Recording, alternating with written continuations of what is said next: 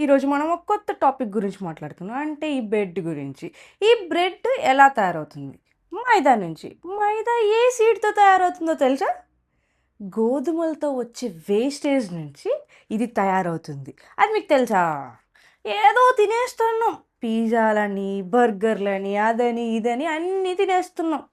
కానీ దీని వెనకున్న నిజమైన రహస్యం ఏంటో తెలుసా? రహస్యం ఏం లేదు. ఇది తింటే లావవుతారు. డైజెషన్ ప్రాబ్లమ్స్ వస్తాయి. బ్లడ్ షుగర్ లెవెల్స్ పెరిగిపోతాయి. అన్నీ డ్యామేజ్‌లే. కానీ తింటాం. మనం తింటాం. తినడమే మనకు ముఖ్యం. మైదా అంటే ప్రాణం మనకి. ఎంత ప్రాణం అంటే చెప్పలేనంత. సో, మైదా తినడం వల్ల చాలా నష్టాలు జరుగుతాయి.